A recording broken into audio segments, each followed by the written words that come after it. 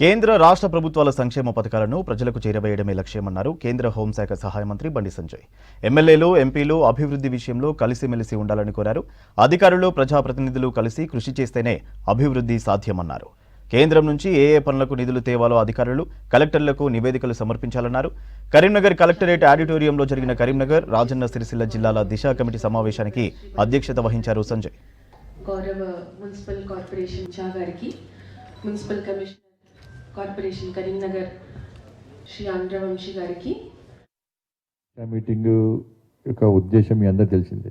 ఒక మంచి ఆలోచనతోని కేంద్ర ప్రభుత్వం ప్రవేశపెడుతున్న సంక్షేమ పథకాల విషయంలో కానీ, అభివృద్ధి కార్యక్రమాల విషయంలో కానీ ప్రజలకు అందాలే, తద్వారా ఈ దేశం, ఈ సమాజం అభివృద్ధి చెందాలని చెప్పి ఒక లక్ష్యంతో కేంద్ర ప్రభుత్వము అనేక సంక్షేమ పథకాలు, అనేక అభివృద్ధి కార్యక్రమాలు చేపడుతూ ఉన్నది. వీటి విషయంలో ఒకసారి సమీక్ష నిర్వహించుకొని దానిలో లోటుపాట్లు తెలుసుకొని ఏ విధంగా ఇంకా ముందుకు సాగించాలి, పథకాలను ఏ విధంగా ప్రజల వద్ద చేరుకోవాలని చెప్పి ఆలోచనతోని సమీక్ష నిర్వహించుకోవడానికే ఈరోజు దిశా సమావేశాన్ని మనం ఏర్పాటు చేసుకుంటా ఉన్నాం. ఈరోజు 2 జిల్లాల సమావేశాలు మనం నిర్వహించుకుంటున్నాం. మీ అందరూ తెలుసు, నరేంద్ర మోడీ గారి ప్రభుత్వం దేశ ప్రగతిని గుర్తించి వాళ్ళ అనేక సంక్షేమ పథకాలు అందిస్తున్న విషయం అందరూ తెలిసింది.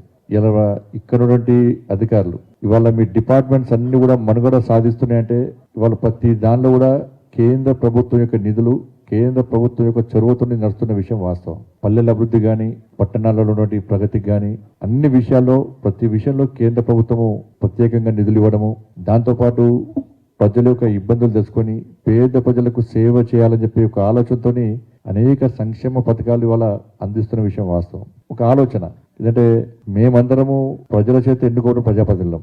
మీరు మేము కలిస్తేనే ప్రగతి సాధ్యమవుతుంది, అభివృద్ధి సాధ్యమవుతుంది, సంక్షేమ ఫలాలు ప్రజలకు అందేటువంటి అవకాశం ఉంటుంది. కాబట్టి ఇప్పుడు కరీంనగర్ పార్లమెంట్ నియోజకవర్గానికి సంబంధించి నేను సింపుల్ వ్యక్తిని, కామన్ మ్యాన్. నేను ఢిల్లీలో ఉన్నా, గల్లీలో ఉన్నా, నాకు నా కరీంనగర్ పార్లమెంటు నియోజకవర్గం యొక్క ప్రయోజనాలే ముఖ్యము, ఇక్కడ ప్రజలే ముఖ్యము. నాకు దాంతోపాటు అధికారులు కూడా ముఖ్యమే, ఉద్యోగస్తులు ముఖ్యమే నాకు. కాబట్టి నా నియోజకవర్గాన్ని ఏ విధంగా అభివృద్ధి చేయాలి, నా నియోజకవర్గంలో కేంద్రం ఇస్తున్న సంక్షేమ ఫలాలు ఏ విధంగా ముందుకు సాగుతుందని తెలుసుకోవడమే నాకు ప్రధాన